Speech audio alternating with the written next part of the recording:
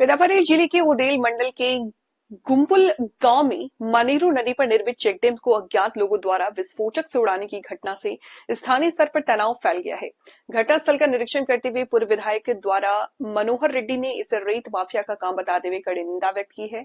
भूजल स्तर को बढ़ाने के उद्देश्य से बीआरएस सरकार ने मनेरू नदी पर कुल 23 चेकडैमों का निर्माण कराया था। गुम्पुल शंभू निपली गांव में के बीच ये चेकडैम किसानों को सिंचाई के लिए निरंतर जल उपलब्ध कराते हुए खेती को बड़े पैमाने पर सहारा देता आ रहा है, लेकिन शुक्रवार देर रात अज्ञात व्यक्तियों ने चेकडैम को विस्फोटक से नष्ट कर देने पर ग्रामीणों से भारी आक्रोश है। रेत तस्करी को आसान बनाने के लिए ही कुछ स्वार्थपरा तथ्यों से जानबूझकर इस कृत्य को अंजाम दिया है, ऐसा ग्रामीणों का आरोप है। ये पूरी तरह से रेत माफिया का काम है। हजारों लोगों को लाभ पहुंचाने वाले चेकडैम को इस तरह नष्ट कर देना घोर अपराध है। सरकार दोषियों पर सख्त कार्रवाई करे, साथ ही चेकडैम पर तुरंत पुनर्निर्माण किया जाना चाहिए, यही जनता की मांग है। तोली मुख्यमंत्री गौरवनीयुलु केसीआर गाరి నాయకత్వంలో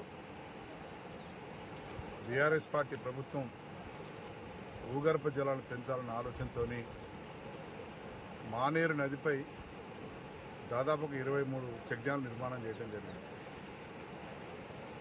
ఇక్కడ గుంపుల మరియు శమ్మునిపల్లె గ్రామాల మధ్యలో చెక్ డ్యామ్ నిర్మాణం చేయడం మూలాన ఈ చుట్టుపక్కల గ్రామాలందరి ప్రజలకు కూడా సాగునీటికి ఎటువంటి కొరత లేకుండా రైతులందరూ కూడా పొలాలు పండించుకోవడం జరుగుతూ ఉంది.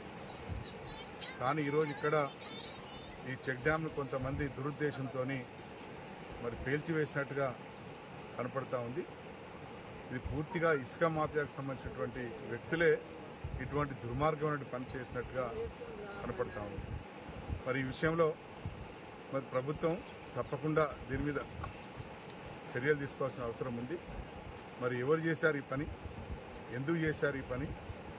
వేలాది మందికి ఉపయోగపడేటువంటి చెక్ డ్యామ్ కేవలం కొంతమంది స్వార్థపరుల యొక్క ఆలోచన మేరకు ఇసుకను తవ్వుకోవాలన్న ఆలోచనతోనే ఈ చెక్ డ్యామ్ మరి పేల్చివేయడం జరిగిందని చెప్పి స్థానిక ప్రజలందరూ కూడా ఎంతో దుఃఖంతో ఈ విషయం చెప్పడం జరుగుతూ ఉంది. మరి ఇప్పటికైనా ఈ ప్రభుత్వం తప్పకుండా ఇటువంటి దుర్మార్గమైన పని చేసినట్టు వారెవరో వారిని తప్పకుండా పట్టుకొని తగిన శిక్ష వేయాలి. అట్లాగే ఈ చెక్ డ్యామ్ ఏదైతే మరి కూల్చివేయబడ్డదో పేల్చివేయబడ్డదో దాన్ని వెంటనే తిరిగి పునర్నిర్మించాలని చెప్పి మరి ప్రజల యొక్క కోరిక.